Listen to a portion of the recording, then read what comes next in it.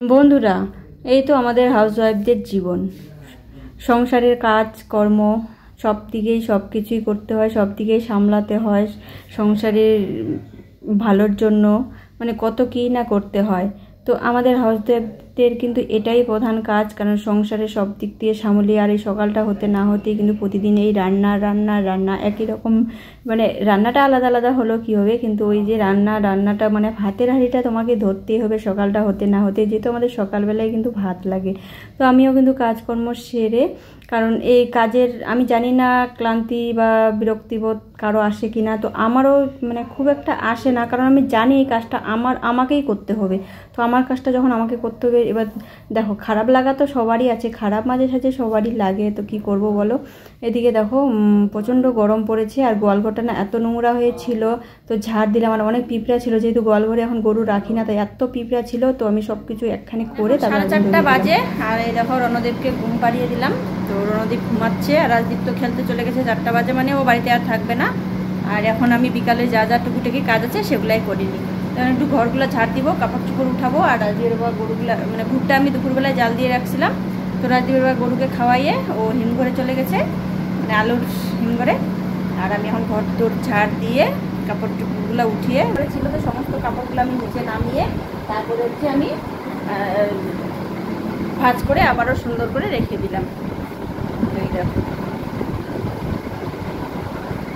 তো চলো আমি ঘরগুলোকে ঝাড় দিয়ে নিই। আর প্রচণ্ড গরম বন্ধুরা, যদিও এখন রোদ নেই, মানে 4:30 বাজে, তো তবু কিন্তু অনেক গরম। মানে এই বিকালবেলাটাও এত গরম না, মানে পুরো ঘেমে যাচ্ছি। ফ্যানের নিচে থাকলে ঠিক আছে, আর ফ্যানের মানে বাইরে বেরোলেই এত গরম লাগতেছে, মানে পুরো ঘেমে যাচ্ছে। এই গরমের ঠেলায় কিন্তু বারবার জল খাওয়াচ্ছে, আর আমাদের জলও কিন্তু আজকে শেষের দিকে, কারণ জল মনে হয় রাত্রে জানি না মানে কম হয়ে যাবে। তো জল দিতে আসবে কি না, কারণ ওরা এই সন্ধ্যার দিকে বিকালের দিকে জল দিতে আসে, তো তবুও এখনও টাইম আছে, কারণ সন্ধ্যার দিকে জল দিতে আসে। আর যদিও আজকে না আসে, তাহলে কালকে সকাল সকালে আসবে। আর এই রোদের জন্য না, রোদ যেদিন গরম জলটাও কিন্তু বেশি খাওয়া যায়। ঘরগুলো ঝাড় দেওয়া হয়ে গেছে আমার।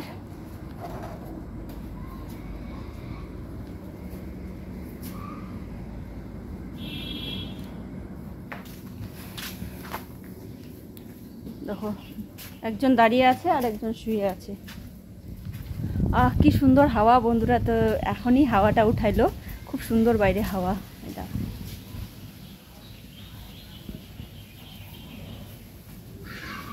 এত সুন্দর হাওয়া না, কি বলবো, প্রাণটা একদম জুড়িয়ে গেল হাওয়ায়। বিকালের ওয়েদারে, তার মধ্যে যদি হয় সারাটা দিন খুব গরম, তাহলে এই বিকালের ওয়েদারে ঠান্ডা ফুরফুরে হাওয়া কেমন লাগে বলো তো বন্ধুরা।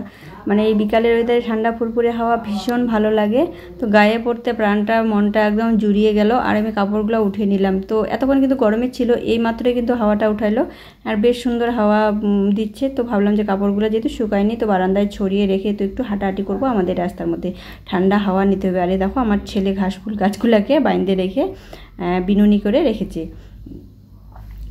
মানে সব গাছগুলোকে কাটে দিছে। আর রণদীপ তো ঘুমাচ্ছে, ও আর এখন আর উঠবে না।